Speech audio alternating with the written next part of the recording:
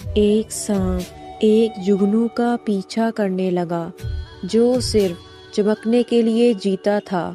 جگنو رک گیا اور سانپ سے کہا، کیا میں آپ سے 3 سوال پوچھ سکتا ہوں؟ سانپ نے کہا، ہاں۔ کیا میں اس مخلوق سے تعلق رکھتا ہوں جو آپ کی غذا ہے؟ سانپ نے کہا، نہیں۔ کیا میں نے آپ کو کچھ کہا؟ سانپ نے کہا، نہیں۔ پھر تم مجھے کیوں ہڑپ کرنا چاہتے ہو؟